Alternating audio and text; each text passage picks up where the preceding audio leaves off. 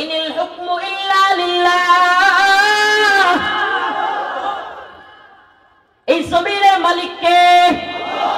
তাবারাকাল্লাযী বিয়াদিহিল মুলক ওয়া হুয়া আলা কুল্লি শাইইন কাদির।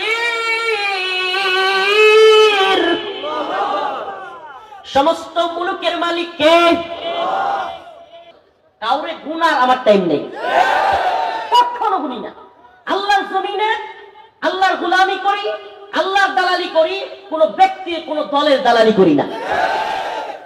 من يهده الله فلا مضل له ومن يضلل فلا هادي له ونشهد أن لا إله إلا الله وحده لا شريك له أما بعد فأعوذ بالله من الشيطان الرجيم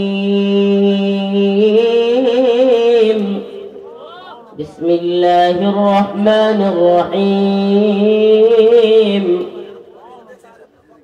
يا أيها الذين آمنوا لا تتخذوا اليهود والنصارى أولياء بعضهم أولياء بعض ومن يتولهم منكم فإنه منهم إن الله لا يهدي القوم الظالمين صدق الله مولانا العظيم وصدق رسوله النبي الكريم ونحن على ذلك من الشاهدين والشاكرين والحمد لله رب العالمين شكرا لك شريف قولي اللهم صل على محمد وعلى آل محمد كما صليت على إبراهيم وعلى آل إبراهيم إنك حميد مجيد اللهم بارك على محمد وعلى آل محمد كما باركت على إبراهيم وعلى آل إبراهيم إنك حميد مجيد বট্ট কনকপুর সিদ্দিকিয়া আমিনিয়া মদিনাতুল উলুম মাদ্রাসা চুলকাঠি বাগেরহাট এর উদ্যোগে আয়োজিত আজকের এই ওয়াজ মাহফিলের সম্মানিত সভাপতি, সম্মানিত উলামায়ে কেরাম, আমাদের মধ্যে উপস্থিত আছেন দেশ বরেণ্যে আলেমে দ্বীন, জালেমের জিন্দানখানায় এক যুগের বেশি কারা নির্যাতিত মাজলুম আলেম, গোটা বাংলাদেশে আলেমদের মধ্যে সবচাইতে বেশি সময় জালেম হাসিনার কারাগারে বন্দী ছিলেন যিনি, শেখুল হাদিস আল্লামা মুফতি জসিমউদ্দিন রহমানী দামাত বারকাতুহু। উপস্থিত আছেন উম্মাহ দরদি, প্রিয় রাহবার, প্রিয় বড় ভাই, বিশিষ্ট ইসলামিক ব্যক্তিত্ব মুফাসসিরে কোরআন হযরতুল আল্লাম মুফতি হারুন ইজহার চৌধুরী দামাত বারকাতুহু। একটু আগেই এশারের নামাজের আগেই আমাদের মধ্যে আলোচনা করে গিয়েছেন আমার প্রিয় বড় ভাই, ইলমে, আমলে, আখলাকে সব দিক থেকে যিনি, আল্লাহ মাফ করুক আমরা তো গুনাহগার, আমাদের চাইতে যিনি অগ্রগণ্য ইলমে, আমলে, আখলাকে, সারা বাংলাদেশে পাহাড় পর্বত বিভিন্ন জায়গায় বন জঙ্গল কিংবা আপনাদের এই খুলনাতেও যিনি অমুসলিমদেরকে দাওয়াতি কাজ করে অক্লান্ত পরিশ্রম করে যান, দাঈ ইলাল্লাহ, পার্বত্য চট্টগ্রামের মর্দে মুজাহিদ, আমলে, আখলাকে, ইলমে সব দিক থেকে উপরে। অথচ এখানে হুজুররা নামটা দিছে আমার নিচে, এটাতে আমি কষ্ট পাইছি, আল্লাহ মাফ করুক। আসলে এটা কখনোই করবেন না। মুফতি মাহমুদ হাসান গনবী হাফিজাহুল্লাহর নাম কোনোভাবেই আমার নিচে থাকতে পারে না। আমি ছোট মানুষ, আমার পোস্টারে নাম দিলেও হইব, না দিলেও সমস্যা নেই, কিন্তু দিলে অবশ্যই বড় উলামায়ে কেরামের ক্ষেত্রে শানের খেলাফ যাতে না হয়, বড়দের নামের উপরে যাতে না হয়ে যায়। আল্লাহ তাআলা আমাদেরকে বোঝার তৌফিক দান করুন। তো আল্লাহ পাক রব্বুল আলামিনের দরবারে লাখো কোটি শুকরিয়া যে মহান রব্বুল আলামিন আপনাকে আমাকে কোরআন সুন্নাহর আলোচনা আসার বসার শোনার তৌফিক দান করেছেন। সেজন্য অন্তরের অন্তঃস্থল থেকে কালিমাতুশ শুকর আদায় করে স্বতঃস্ফূর্ত আওয়াজ করে বলে আলহামদুলিল্লাহ। আমার সামনে উপবিষ্ট আছেন মুরব্বিয়ানে আযম, প্রিয় যুবক ভাইরা, স্নেহের ছোট ভাইরা, পর্দানিশীন মা ও বোনেরা, আবারও অন্তরের অন্তঃস্থল থেকে আল্লাহর দরবারে এই মর্দে মুজাহিদ আলেমদেরকে একত্রে পেয়েছেন। আমি তো গুনাহগার, কিন্তু এখানে যাদেরকে পাইছেন প্রত্যেকটা মানুষ মাজলুম, শুধু মাজলুম না, এমন মাজলুম যে এই একত্রে এতগুলো মাজলুম মানুষকে পাওয়া, সুবহানাল্লাহ। আমি নিজে সাক্ষী, আমার ভাই মাহমুদ হাসান গনবী কারাগারে জালেমরা বুট দিয়ে, বোট পায়ের নিচে বোট দিয়ে পর্যন্ত আমার ভাই মাহমুদ হাসান গনবীকে আঘাত করছে। নাউজুবিল্লাহ। এই মানুষটাকে এত বেশি নির্যাতন করা হয়েছে হক কথা বলবার কারণে, কারাগারেও সাহসী ভূমিকা নেওয়ার কারণে মুফতি মাহমুদ হাসান গনবী হাফিজাহুল্লাহকে টর্চার করা হয়েছে। আমরা বলতাম ভাই এখানে তো অন্তত একটু চুপ থাকেন, এখানে তো অন্তত একটু রয়ে শুয়ে চলেন, কিন্তু মাশাআল্লাহ আল্লাহর বান্দার হিম্মত, সুবহানাল্লাহ। আল্লাহ তাআলা তার ঈমানি জজবাকে, দ্বীনি মেজাজকে কবুল করুক, বলে না আমি। নাম বলতে চাচ্ছি না, এমন দলও পাইছি, বড় দলের মহাসচিব, নাম বলতে চাচ্ছি না, হাইরে কান্নাকাটি, মনে হইতেছে ছোট বাচ্চাদের মতো কান্নাকাটি। দলের মহাসচিব এমন কান্নাকাটি শুরু করছে, পুরা দল বিএনপির জোট থেকে সইরা আওয়ামী লীগের সাথে চলে গেছে মহাসচিবের কান্দনের ছুটে। তাইলেও সাইরা দেমা কান্দাবাসী, তবুও আম করে জেল থেকে বের করে। আল্লাহ তাআলা ওই লোকগুলোর চাইতে অনেক বেশি হিম্মতওয়ালা মুফতি শাইখ হারুন ইসহাক হাফিজাহুল্লাহ, অনেক বেশি হিম্মতওয়ালা। আমি আন্দোলন করে কারাগারে পর্যন্ত ঢুকছি। শাইখ জসিমউদ্দিন রহমানী দামাত বারকাতুহুমকে মেরে ফেলা হয়েছে, এই ধরনের নিউজ আমরা পেয়েছি 5 আগস্টের পরে। আমি বলেছি কারাগার ভেঙ্গে হলেও ঢুকে দেখবো শাইখ জীবিত আছেন কিনা। হাজারো জনতা নিয়ে কারাগার ঘেরাও করেছিলাম কাশিমপুর। তখন কাশিমপুর কারা কর্তৃপক্ষ এবং সেনাবাহিনী বাধ্য হয়েছিল আমাকে, কোনো নিয়ম নাই কারাগারের নিজস্ব বাহিনী ছাড়া, কারাগারের প্রশাসন ছাড়া কাউকে ভিতরে ঢোকার কোনো পারমিশন নাই। কিন্তু আন্দোলন করে শাইখ জসিমউদ্দিন রহমানীকে দেখবার জন্য ভিতরে ঢুকেছিলাম। শাইখকে সুন্দরভাবে দেখে, শাইখের কথা শুনে তারপরে জেলখানা থেকে বের হয়েছিলাম। তো এই মানুষগুলোকে আজকে আপনারা আন্দোলন করে দেখতে হয় নাই, আপনারা এত সুন্দরভাবে পেয়ে গেছেন। আমাকে কথা দেন, শাইখ জসিমউদ্দিন রহমানী হাফিজাহুল্লাহ এবং আমার প্রিয় বড় ভাই উম্মাহ দরদি রাহবার, যার সব সময় ফিকির এই উম্মতকে নিয়ে, শাইখ হারুন ইসহাক হাফিজাহুল্লাহর আলোচনা শুনে তারপরে যাবেন তো ইনশাআল্লাহ? যাবেন তো ইনশাআল্লাহ? ওটাও করবেন না এই তথাকথিত সেলিব্রিটিজম। আপনারা কি করতেছেন? আপনি বসেন, কেউ মঞ্চে কেউ কথা বলিয়েন না, দাঁড়ায় না, মঞ্চে কেউ কথা বলবেন না, দাঁড়াবেন প্লিজ। ঠিক আছে, আপনারা সামনে থেকে আর এভাবে বলিয়েন না। তো আপনারা তাদের আলোচনা শুনবেন, আমি তো তাদের উত্তরসূরি হিসেবে আপনাদের সামনে বসছি।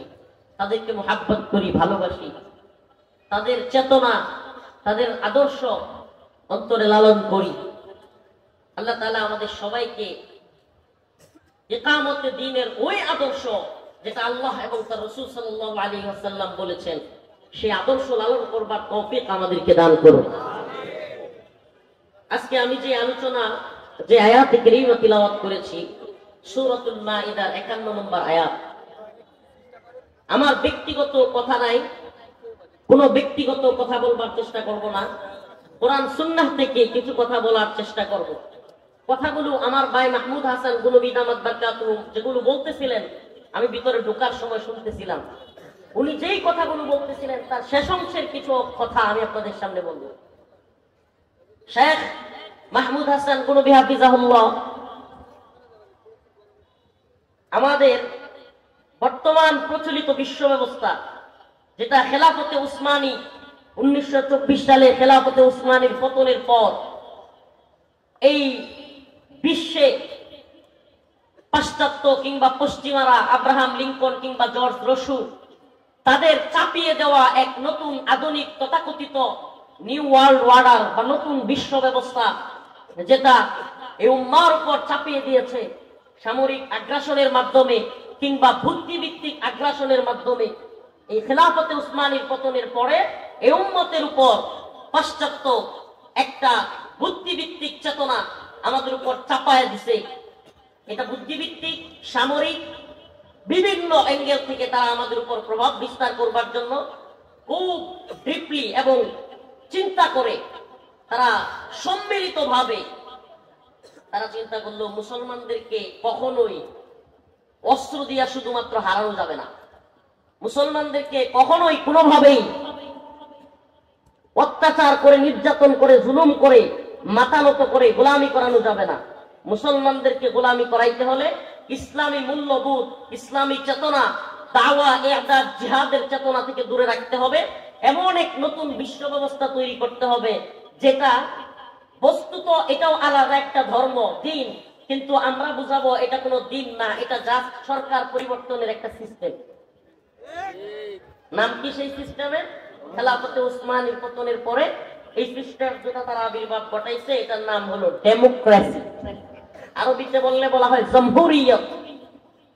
এই ডেমোক্রেসি কিংবা জমহুরিয়ত নিয়ে কথা বলতে চাইলে আওয়ামী লীগ বিএনপির চাইতেও, আল্লাহ মাফ করুক, আমাদের ইসলামপন্থী ভাইদের আরো বেশি জ্বলে। কষ্ট লাগে, আশ্চর্য লাগে রে ভাই। আমাদের কথা যদি দলিল ভিত্তিক না হয়, আপনি দলিল ভিত্তিক জবাব দেওয়ার চেষ্টা করেন, কিন্তু মুহাসাবা করা কিংবা আপনার যেটা বলো তাকরার করবার প্রয়োজনীয়তা আমরা বোধ করি। এই উম্মাহকে স্মরণ করায় দেওয়া, উম্মাহ এই গণতন্ত্রের মাধ্যমে, এই ভোটের মাধ্যমে গোটা পৃথিবীতে ওই কিয়ামতের আগ পর্যন্ত পৃথিবীর শুরু লগ্ন থেকে 1 ইঞ্চি ভূমিতে, 1 ইঞ্চি বলছে, একটা গ্রাম নয়, একটা শহর নয়, একটা দেশ নয়, কিংবা পুরো বিশ্ব নয়, 1 ইঞ্চি ভূমিতে পৃথিবীর শুরু লগ্ন থেকে কিয়ামত পর্যন্ত, কিয়ামত বাদ দেন আজ পর্যন্ত 1 ইঞ্চি ভূমিতে এই ভোটের মাধ্যমে, গণতন্ত্রের মাধ্যমে 1 ইঞ্চি ভূমিতে শরিয়া খিলাফা প্রতিষ্ঠিত হয় নাই, হবেও না। দেখেন আমাদেরকে পারলে যে হুজুর হয়েছে অমুক দেশে। প্রিয় ভাইরা আমার, কথাগুলো কেন বলছি? ডেমোক্রেসি আগে বুঝতে হবে। আমি আজকে মূল গণতান্ত্রিক আলোচনায় যাব না, শত্রু এবং মিত্র চিনাবো এবং পরবর্তী করণীয়, যে কথাটা আমাদের গণতান্ত্রিক ভাইরা প্রায়ই বলে, হুজুর আপনারা শুধু গণতন্ত্রের বিরোধিতাই করে গেলেন, আপনারা তাইলে দিন প্রতিষ্ঠার জন্য, খিলাফা প্রতিষ্ঠার জন্য কি করতেছেন? আজকে সেগুলো বলবো, আমরা কি করতেছি এবং কি করণীয়। তারা কি বলে? রুট ম্যাপ, রূপরেখা কি? আজকে রূপরেখা দেখাবো ইনশাআল্লাহ। আমি না, রূপরেখা আল্লাহ কোরআন দিয়ে দেখাবো ইনশাআল্লাহ। আল্লাহ কোরআন কি বলতেছে, সুন্নাহ কি বলতেছে, আসুন একটু মিলাই নেই। মিলাইতে সমস্যা আছে? ডেমোক্রেসি আধুনিক জাহিলি বিশ্ব ব্যবস্থার নতুন এক ধর্মের নাম। ডেমোক্রেসি কি, গণতন্ত্র কি, এটা আলাদা একটা ধর্ম, এটা আলাদা একটা জীবন ব্যবস্থা। ইসলাম কমপ্লিট কোড অফ লাইফ। ইসলাম যেমন পূর্ণাঙ্গ জীবন ব্যবস্থা, গণতন্ত্র একটা জীবন ব্যবস্থা। যে নামে আসুন, এই উম্মার সবচেয়ে বড় ধোঁকাবাজি বর্তমানে এই গণতন্ত্র বা এই ডেমোক্রেসি।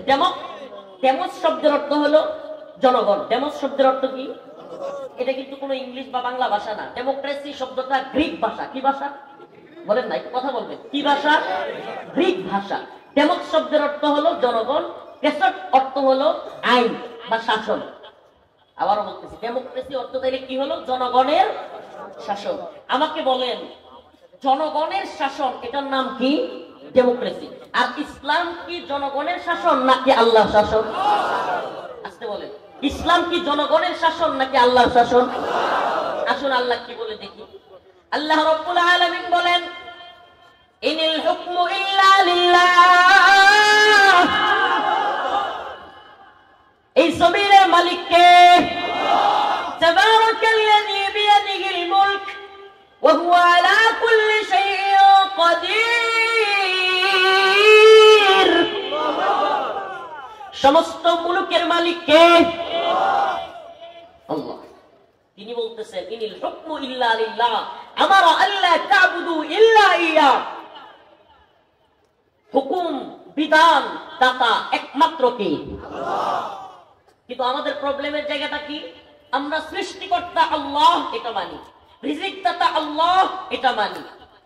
নামাজ পড়তে হবে একমাত্র কার জন্য? কুল ইন্না সালাতি ওয়া নুসুকি ওয়া মাহইয়ায়া ওয়া মামাতি লিল্লাহি রাব্বিল আলামিন। আমাদের নামাজ, আমাদের কুরবানি, আমাদের হায়াত, ওয়া মামাতি আমাদের মৃত্যু লিল্লাহি রাব্বিল আলামিন, কার জন্য? এটা আমরা মানি। আমাদের জীবন, আমাদের মৃত্যু, আমাদের নামাজ, আমাদের কুরবানি কার জন্য? আল্লাহ বলতেছে এটা ওরা মানে। এমনকি প্রথম যেটা তাওহীদ আর রুবুবিয়্যাহ, সৃষ্টিকর্তা আল্লাহ, রিজিকদাতা আল্লাহ, আসমান এবং জমিনের মালিক আল্লাহ, এই কথা শুধুমাত্র আমি আপনি নয়, মক্কার কাফের কুরাইশরা পর্যন্ত মানত। বলবেন কিভাবে? আমার ব্যক্তিগত কথা বলবো না, বলছি। আল্লাহ বলেন وَلَئِن سَأَلْتَهُم مَّنْ خَلَقَ السَّمَاوَاتِ وَالْأَرْضَ لَيَقُولُنَّ اللَّهُ। হে নবী, আপনি যদি তাদেরকে প্রশ্ন করেন, কাদেরকে? মক্কার কাফির মুশরিকদেরকে। وَلَئِن سَأَلْتَهُم مَّنْ خَلَقَ السَّمَاوَاتِ وَالْأَرْضَ, এই আসমান এবং জমিন কে সৃষ্টি করেছে? لَيَقُولُنَّ اللَّهُ, তারা বলবে, বলেন তারা বলবে আল্লাহ। তাইলে মক্কার কাফির মুশরিকরা পর্যন্ত মানতো যে আসমান এবং জমিনের মালিক কে? আল্লাহ। তাইলে সমস্যাটা কোন জায়গায় এসে বাঁধলো? আসমান এবং জমিনের মালিক আল্লাহ, এ কথা আপনি আমি বিশ্বাস করলে এই পৃথিবীর তথাকথিত তাগুতি বিশ্ব ব্যবস্থার যারা মালিক, নাউজুবিল্লাহ, যারা প্রভু, আমেরিকার কোনো সমস্যা নাই, ইসরায়েলের কোনো সমস্যা নাই, ভারতের কোনো সমস্যা নাই, পশ্চিমা বিশ্বের কোনো সমস্যা নাই। আপনি যদি বলেন আমি আল্লাহর জন্য হজ করব, কয় করেন। আপনি যদি বলেন রোজা রাখবো, কয় রাখেন, এক মাস কেন, পারলে পুরো বছর রাখেন। আপনি যদি বলেন যাকাত দিব, কয় দেন। আপনি যদি বলেন আমি কুরবানি করব, কয় করেন। কিন্তু আপনি যদি বলেন আল্লাহর জমিনে আল্লাহর হুকুম, আল্লাহর বিধান প্রতিষ্ঠা করব, কয় দাঁড়া বেটা মোল্লা, তোরা তো মৌলবাদী জঙ্গি। এই যে শুরু হয়ে গেছে ঝামেলা। এতক্ষণ পর্যন্ত আপনাকে মানবে, হুজুর আসুন একটু মিলাদ পড়ায় দেন। আরে হুজুরের চাইতে ভালো কেউ নাই, আমার আব্বা মরে গেছে, বাবা আল্লাহ আপনার বাবারে মাফ করে দেব। ওই হুজুর অনেক বালা, হুজুরের মাদ্রাসায় এতগুলো কোরআন পাঠায়া দাও। কিন্তু এই কোরআনে বলতেছে হুকুম চলবে, বিধান চলবে কার? হুজুর বলতেছে বিধান দিতে হবে আল্লাহর, শাসন চলবে আল্লাহর। ওই তথাকথিত পশ্চিমা শাসন চলতে পারবে না। ওই হুজুর থামে, এই হুজুর জঙ্গিবাদী, এই হুজুর মৌলবাদী। শুরু হয় কি হয় না? এই আমাদের দেশের নেতারা, আওয়ামী লীগের হোক বা অন্য দলগুলোর হোক, এরা কোরআন বিলি করে কি করে না? বলেন না, কোরআন বিলি করে কি করে না? মাদ্রাসায় কোরআন দিয়ে ভরে ফেলবে, কোরআনের সাথে আমরা আছি, হুজুর মাদ্রাসার সাথে আমরা আছি, বলে না? কিন্তু যদি বলেন কোরআনী শাসন দরকার, ইসলামী শাসন ব্যবস্থা দরকার, তাইলেই বলবে হুজুর রাজনৈতিক কথাবার্তা বন্ধ করে। বলে কি বলে না? দেখছেন, মানে এরা চায় হুজুর আপনি মিলাদ করাবেন, আমরা মানি। হুজুর আপনি জানাজা পড়াবেন, আমরা মানি। হুজুর আপনি আমার অফিসে আইসা কিছু হাদিয়ার জন্য অনেকক্ষণ বসে থাকবেন, এতে আমরা আরো খুশি। কিন্তু হুজুর আপনার কথা মানতে হবে, আপনার নেতৃত্বে চলতে হবে, এটা মানি না। আমি দাঁড়ায়া প্রস্তাব করব, আমি সুদ খাবো, ঘুষ খাবো, দুর্নীতি করব, অনিয়ম করব, আমি এলাকায় জুলুম করব, সবকিছু করব, কিন্তু দিন শেষে নেতৃত্ব আমারটাই মানবেন আপনি। বুঝেন নাই? প্রিয় হেরা আমার, আস্তাগফিরুল্লাহ, কথাগুলো বলতাম না। আমার এলাকায় যদি কেউ যাওয়ার ইয়া হয়ে থাকে, আমি ছোটবেলা থেকেই ওই যে বক্তব্য মনে আছে যে আমার ডিকশনারিতে আল্লাহর বিরুদ্ধে গেলে কোনো প্রধানমন্ত্রী নাই, মনে আছে? একটু আস্তাগফিরুল্লাহ আস্তাগফিরুল্লাহ আস্তাগফিরুল্লাহ বারবার বলছি, অহংকার না। একটু খবর নিয়ে নেত্রকোনায় যে মাদানী সাহেব এলাকায় কিভাবে থাকে, কিভাবে চলে, কাউরে গুনার আমার টাইম নেই, কখনো গুনি না। আল্লাহর জমিনে আল্লাহর গোলামি করি, আল্লাহর দালালি করি, কোন ব্যক্তির কোন দলের দালালি করি না। আমার কাছে আসলে যদি আপনি আল্লাহর পক্ষের হয়ে থাকেন, দ্বীনের পক্ষের হয়ে থাকেন, আসেন, ওয়েলকাম। কিন্তু শয়তানি করবেন, ভণ্ডামি করবেন, টাইম নেই। প্রিয় ভাইরা, শুধু বলার জন্য বলতেছি না, নেত্রকোনায় খবর নিয়ে দেখেন আলহামদুলিল্লাহ, আমার থানা পূর্বধলায় খবর নিয়ে দেখেন আলহামদুলিল্লাহ, সমস্ত জুলুমের বিরুদ্ধে আমি তীব্রভাবে প্রতিবাদ করি, সে যত বড় হোক, আওয়ামী লীগের সময় আওয়ামী লীগের বড় নেতা হোক, কিংবা বর্তমান সময়ে যারা নেতৃত্ব কর্তৃত্ব দেখাতে চায়, যার কার বিরুদ্ধে অন্যায় জুলুম হইলেই আমি তাদের বিরুদ্ধে রুখে দাঁড়াই। প্রিয় ভাইরা আমার, বন্ধুগণ আমার, এতে কইরা আমি কিছু সমস্যা ফিল করতেছি। কি রে, এরা দি সব হুজুরারে ভালো পায়, আমার দেখতেই পারে না কাহিনী। এরা সামনাসামনি খুব মহব্বত করে দেখায়, আড়ালে গিয়ে শুনি খালি আমার বিরুদ্ধে কি করতে হয়। কাহিনী কি, যে হুজুর সব হুজুরা আমাদের পিছনে ঘুরে আর আমরা আমনে হুজুরে ঘুরতে হয়। কাহিনী মানে রাগে সহ্য করতে হয়, কারণ আলেমদেরকে এরা ক্ষমতার মস্তদে, আলেমদেরকে এরা নেতৃত্বের আসনে দেখতে চায়। আপনারা মোল্লা মৌলবী মানুষ মিলাদ কিয়াম করাইবেন, তারপরে একটু জানাজা করাইবেন, হাদিয়া তৌবা কিছু দিলে খুশি থাকবেন, আমার বাপ মার লাগি দোয়া করাইবেন, আপনারা আবার নেতৃত্ব। আরে আপনারা বুঝেনটা কি কয় না? আমাকে এক সাংবাদিক, আমার প্রিয় ভাই বলি ইলিয়াস হোসেন ভাই, খুব কটূক্তির স্টাইলে কিছু কথা বলেছিল। আমি আজকে এই প্রথম এই বিষয়টা নিয়ে মুখ খুলতেছি। আমি কেন ওই দিন টকশোতে, বা তার সাথে টকশো ছিল না, ওইটা আসলে আমাদের দুই মাজলুম ভাই আসিফ আদনান এবং জাকারিয়া মাসুদ, তাদের নামে জঙ্গি ট্যাগ দেওয়ার কারণে ওনার সাথে আমার খুব ভালো সম্পর্ক ছিল ইলিয়াস ভাইয়ের সাথে ফোনে, যে ভাই এটা নিয়ে একটু কথা বলা দরকার, আবারও জঙ্গি নাটক শুরু হয়ে গেছে। তো এই বিষয়ে কথা বলতে গিয়ে উনি একটা অন্য সাইডে চলে গেছিল, এটা কোনো টকশো ছিল না। তো আমি কেন ওই দিন প্রতিবাদ জানাই নাই, আজকে বলেই ফেলি। আমি এই প্রথম কথাটা বলতেছি, কারণ কি জানেন, এই সাংবাদিক ইলিয়াস ভাই আমাদের ফারাবি নাম শুনছেন আপনারা, তার মুক্তিতে কি পরিমাণ অবদান রাখছে, অনেক চেষ্টা করছে। শুধু ফারাবি না, আরো অন্যান্য মাজলুম যারা আলেম ছিল, শাহেদ জসিমউদ্দিন রহমানী সহ আরো যারা ছিল, ওনাদের মুক্তির জন্য এই বান্দা চেষ্টা করে। এই জন্য আমি আসলে ওই টকশোতে তাকে বিরুদ্ধে নিয়ে আমি চাইলেই তাকে দাব ভাঙা জবাব দিতে পারতাম, অনেকগুলো কথা বলতে পারতাম। সে কিন্তু একবার পরবর্তী এক লাইভে এসে এটাও বলছে যে আমি রফিক মাদানী ভাইকে মহাব্বত করি, সে যদি আমার জুতা দিয়েও পিটাইতো আমার হাতে, তবুও আমি কখনোই তার বিষয়ে করতাম না। শুনছেন কিনা আপনারা? কিন্তু আমি ওইটা কেন করি নাই, যে মানুষগুলো আলেমদের মুক্তির ব্যাপারে কাজ করে, এরা যদি কখনো কষ্টের আগে কোনো কথাও বলে ফেলে সহ্য করি, এছাড়া আর কিছুই না। চাইলে তারা দাঁত ভাঙা জবাব দেওয়া, আমি এমনিতেই একটু টুটখাড়া, আমার সবাই করে, আমি কথা বলতে পারি, সমস্যা ছিল না। তো আমি কেন বলি নাই, এতটুকু ধৈর্যের জন্য ধরেছি যে আল্লাহ যেন তাকে দ্বীনের কাজে লাগায়। কসম করে বলতে পারবো, কাফারা দিতে হবে না। অন্তরে শুধু এই কারণটা বদ্ধমূল ছিল যে আল্লাহ তারে দ্বীনের কাজে লাগায়। আজকে আমি তার সাথে ফাইটিং এ চলে গেলে, তারা নিয়ে বাদানুবাদ করলে, সে হয়তো একটু অন্য মাইন্ডে চলে যাবে, হয়তো দেখা যাবে আলেমুল আমাদের সাথে একটা বাজে পরিস্থিতি তৈরি হবে। এই জন্য সহ্য করেছিলাম। আল্লাহ তাকে হেদায়েত দান করুক, বলে না আমি। তো প্রিয় ভাইরা আমার, যে কথাটা বলতেছিলাম, উলামায়ে কেরামকে ওই জায়গাটায় দেখতে চাই। আমি আলেম সমাজকে বলবো, ওই জায়গাটায় কেন দেখতে চাই জানেন? কারণ আমরা, মানে কষ্ট নিবেন না প্রিয় আলেম সমাজের ভাইরা, কারণ আমরা এই উম্মতকে বুঝাইছি যে আপনার গাছে পেঁপে হইলে প্রথম পেঁপেটা মাদ্রাসায় দিয়ে। আমরা এই উম্মতকে বুঝাইছি আপনার ঘরে ধান হইলে প্রথম নতুন ধানের চাউলের বাট্টা হুজুরে খাওয়ায়। আমরা এই উম্মতকে বুঝাইছি আপনার মুরগিটা ডিম পারলে ওই প্রথম ডিমটা হুজুরে খাওয়ায়। এগুলা খুব ভালো বুঝছে মানুষ, কিন্তু আমরা এই উম্মতকে বুঝাইতে পারি নাই যে আল্লাহ রসুল মসজিদে বসে আল্লাহ রসুল সাল্লাল্লাহু আলাইহি ওয়াসাল্লাম দেন দরবার করেছেন, আল্লাহ রসুল সাল্লাল্লাহু আলাইহি ওয়াসাল্লাম রাষ্ট্র পরিচালনা করেছেন, সাহাবায়ে কেরাম রাষ্ট্র পরিচালনা করেছেন। অতএব ইমামরা হলো সমাজের নেতা, ইমামরাই রাষ্ট্রের নেতৃত্ব দিবে।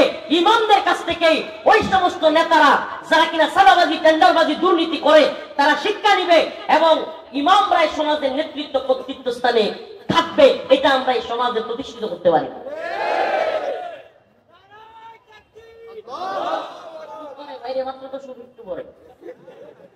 আমরা এই সমাজ এটা প্রতিষ্ঠিত করতে পারি নাই, আমরা বুঝাইতে পারি নাই। এই জন্য আজকে আপনাদেরকে বুঝাইতে চাই, আমাদেরকে গালমন্দ দেন, যা মন চাই গালাগালি করেন, হায় রে গালাগালি। কিছু ভাইরা বুঝা না বুঝা, আমি বলি কি ভাই, তোদেরকে আমি মোহাব্বত করি, আল্লাহর জন্য মোহাব্বত করি। মান আহাব্বা লিল্লাহ ওয়া আবগাদা লিল্লাহ ওয়া আতা লিল্লাহ ওয়া মানা লিল্লাহ ফাকাদ ইসতাকমালাল ঈমান। আমাদের ভালোবাসা কার জন্য? বলেন না কার জন্য? আমরা কাউকে ঘৃণা করি, এটাও কার জন্য? সুবহানাল্লাহ। তবেই তো আমাদের ঈমানের পরিপূর্ণতা আসবে। আমাদের ভালোবাসা হবে কার জন্য?